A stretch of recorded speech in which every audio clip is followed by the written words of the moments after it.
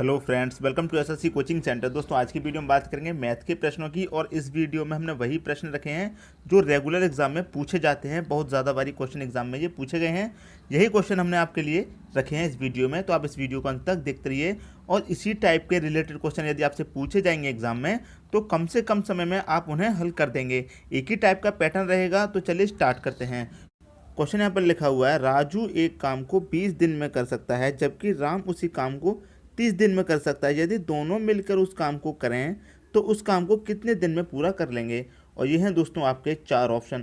Question आपको यहाँ पर बहुत ही बड़ा लग रहा होगा, सोच रहे होंगे कैसे इसको हल करना है 2 से 3 सेकंड में। तो इसे देखिए, सबसे पहले हम आपको जनरल मेथड से करना सिखाएंगे। जनरल मेथड से कैसे करते हैं, देखिए राजू का काम कितना एक दिन का, देखिए 1/20 हो गया, प्लस राम का काम कितना एक दिन का, 1/30 हो गया। एक दिन का प्लस इसलिए कर रहे हैं क्योंकि दोनों का एक दिन का काम निकाल रहे हैं। कर लिया दोस्तों। अब देखिए क्या करेंगे, इन दोनों का एलसीएम ले लेंगे, 60 आ जाएगा। 20 का 60 में डिवाइड करेंगे, 20 दिया 60, तो 3 का 1 में करेंगे तो 3 आ जाएगा, प्लस 30 दूनी 60, तो 2 का 1 में करेंगे तो 2 आ जाएगा। तो ये कितना हो जाएगा, 5/60 हो जाएगा। अब देखिए 5 एकम 5 और 5 12 पंजे 60, तो ये 1/12 आपका आंसर हो गया। तो क्या हो, आपका जो आंसर निकल गया वो कितना आएगा, 12 दिन। ये दोस्तों आपका आंसर हो गया। लेकिन ये हमारा कितना लॉन्ग मेथड है, जनरल मेथड से हमने इसे हल किया है और बहुत ही लॉन्ग मेथड है। अब हम आपको बताते हैं बिल्कुल शॉर्ट ट्रिक, इस सवाल को करने की बिल्कुल शॉर्ट ट्रिक कैसे करना है। देखिए आपको करना क्या होगा, जब इस तरह का क्वेश्चन आपसे पूछा जाएगा, राजू एक काम को 20 दिन में कर सकता है जबकि राम उसी काम को 30 दिन में कर सकता है, दोनों मिलकर इस काम को कितने दिन में पूरा कर लेंगे। इस टाइप के क्वेश्चन दोस्तों एग्जाम में बहुत बारी पूछा जाता है। और इसे करने की जो शॉर्ट ट्रिक है उसे देख लीजिए। देखिए करना क्या, आपको x multiply by y divide में एक्स प्लस वाई, ऊपर एक्स वाई मल्टीप्लाई में रखना है, नीचे प्लस में रखना है। बस आपको इतना ध्यान रखना है। एक्स कितना हो गया आपका, 20 हो गया, 20 लिख लिया, मल्टीप्लाई बाई कितना हो गया, 30 हो गया, लिख लिया। अब देखिए नीचे कितना, 20 और 30 इसको डायरेक्ट कर लेते हैं, 50 हो जाएगा, 50 हो गया। अब देखिए इसे काट लीजिए, 1 जीरो से 1 जीरो कट जाएगा, 5 चौके 20 कट जाएगा और 4 तिया 12 हो जाएगा। तो 12 दिन आपका आंसर हो गया। इस मेथड से कर लीजिए, इस मेथड से कर लीजिए, जो मेथड आपको आसान लगता है उससे कर लीजिए। ये वाला मेथड हमारे लिए बिल्कुल बेस्ट मेथड लगता है और बहुत ही कम समय में इस मेथड से आप हल कर सकते हैं। दोस्तों ये क्वेश्चन आपकी समझ में आ गया होगा। अब देखते हैं अगला क्वेश्चन। अगला क्वेश्चन है, यदि p का p% 36 हो तो p बराबर होगा। और ये हैं दोस्तों आपके 4 ऑप्शन। क्वेश्चन यहाँ पर बहुत ही डिफिकल्ट लग रहा होगा, यदि p का p% 36 हो तो p बराबर होगा। इस टाइप का क्वेश्चन यदि दोस्तों आपने अभी तक नहीं देखा है तो देख लीजिए, क्योंकि इस टाइप के क्वेश्चन भी एग्जाम में पूछे जाते हैं। यदि आपको इस टाइप के क्वेश्चन परेशान करते हैं तो इस वीडियो का पूरा आंसर तक देखते रहिए। इस कंसेप्ट को समझने के बाद इस टाइप का कोई भी क्वेश्चन आपके लिए परेशान नहीं करेगा। बस बहुत ही ईजी सा मेथड है, उसे आप देख लीजिए। चलिए करना क्या है, p का p%, देखिए p दिए क्या रखा है, p का मतलब क्या होता है दोस्तों, आपने पढ़ा होगा। p का मतलब क्या होता है, मल्टीप्लाई। का मतलब क्या होता है, मल्टीप्लाई हो दोस्तों। और p का p% 36 है। तो कोई भी संख्या आपको दिख रही है उसी का p का p%, k%, x का 1% निकालेंगे तो कितना होता है, 100, p/100। जैसे p का p% तो p/100, x का x% तो x/100 ही होता है दोस्तों। और कितना दे रखा है आपको, दे रखा है ये 36, ये आपको दे रखा है। तो इसे कर लीजिए। देखिए क्या करना होगा, बहुत ही आसान हो गया। देखिए p का p से करेंगे तो p² हो जाएगा, p² हो जाएगा मल्टीप्लाई में, और ये इधर जाके मल्टीप्लाई हो जाएगा, 100 का 36 का मल्टीप्लाई हो जाएगा, तो ये हो जाएगा आपका 3600 हो जाएगा। हो गया दोस्तों। अब देखिए ये स्क्वायर इधर चला जाएगा तो कितना हो जाएगा, अंडर रूट में 3600 हो जाएगा। अंडर रूट में कितना हो जाएगा दोस्तों, 3600 हो जाएगा। अब देखिए ये स्क्वायर इस पे से हटेगा, जब इस पे से अंडर रूट को हम हटाएंगे तो कितना हो जाएगा, p बराबर, इसको हटाएंगे तो ये कितना हो जाएगा, 3600 किसका स्क्वायर होता है, ये होता है आपका 60 का स्क्वायर। तो p का p% कितना हो गया, p बराबर किसके हो गया, 60 के बराबर हो गया। ऑप्शन नंबर सी आपका सही आंसर हो गया। दोस्तों अंडर रूट में 3600 दे रखा है तो ये स्क्वायर हो गया, इस अंडर रूट को हटाएंगे तो कितना आ जाएगा, 3600 का 60 आ जाएगा। यही दोस्तों आपका आंसर हो गया।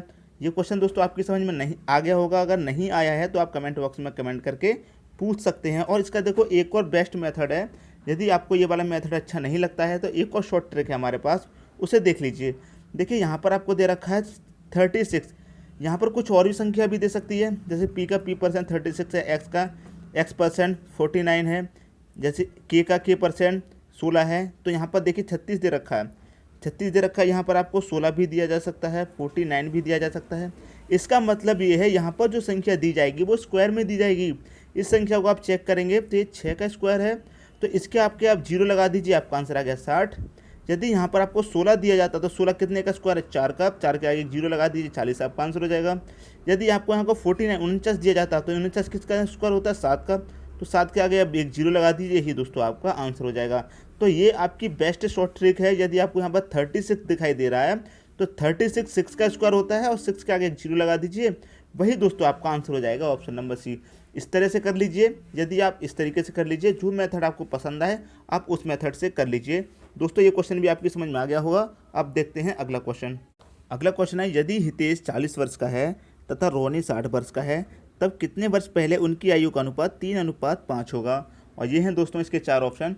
दोस्तों मैं आपको बता दूं, इस टाइप के जो प्रश्न होंगे हम उसे ऑप्शन से ही हल करके देखेंगे, ना कि उनका कोई मेथड लगाएंगे, ना ही कोई ट्रिक। उनका जो ऑप्शन दे रखा है, 4 ऑप्शन जो दे रखे हैं, उन्हीं से हल करके देखेंगे। तो एक एक करके हल करके देखेंगे। दोस्तों अभी आपको ये मेथड काफ़ी लंबा लगेगा, लेकिन जब एग्जाम में ऐसा क्वेश्चन आपसे पूछा जाएगा तो देख के ही आप उसका आंसर बता देंगे, जैसे मुझे अभी इसका आंसर पता है। तो चलिए मैं आपको भी बता देता हूँ, आपकी समझ में जब पूरे तरीके से आ जाएगा तो आप उसे देख कर ही आंसर बता देंगे। देखिए कैसे, कितने वर्ष दे रखा है, 40 अनुपाते कितना वर्ष दे रखा है, 60 वर्ष, ठीक है। और कितना 3:5 होगा, ठीक है। ये पूछा गया कितने वर्ष पहले। तो देखिए पहला ऑप्शन दे रखा है 5, तो इसमें 40 में से हम 5 माइनस कर देंगे तो इसका कितना बचेगा, 35 बचेगा। इसका कितना बचेगा, 55 बचेगा। तो इसे काट देंगे, 5 7 35 और 5 11, तो 7:11 हो गया। तो ये हमारा आंसर नहीं है, 5 वर्ष पहले नहीं आएगा। 20 को करके देख लेते हैं, 40:60। 20 कम करके देखेंगे दोनों में से, ये हो जाएगा आपका 20, ये हो जाएगा आपका 40, ठीक है दोस्तों। 20 हो गया, 40 हो गया। देखिए 20 1 कम 20, 20 दूनी 40, 1:2 हो गया। ये भी नहीं आ रहा, आना चाहिए हमारा 3:5। यहाँ भी चेक करके देख लेते हैं, 40:60। इसमें से कितना कम करना है, 10 कम करके देख लीजिए। इसमें से भी 10, कितना आया, 30 आया। यहाँ कितना आया, 50 आया। तो देखिए काट के देख लीजिए इसको, आपको 10 दिया 30, 10 पंजे 50।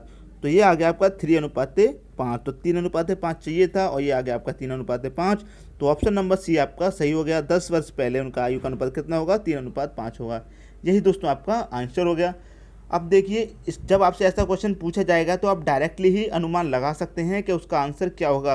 ये आप डायरेक्टली लगा लेंगे उसका अनुमान, आंसर क्या होगा। दोस्तों यदि वीडियो पसंद आया तो लाइक करें और दोस्तों में भी शेयर करें। यदि आपने हमारा चैनल अभी तक सब्सक्राइब नहीं किया है तो सब्सक्राइब कर लीजिए और बेल आइकन का बटन भी दबा दीजिए। दोस्तों धन्यवाद।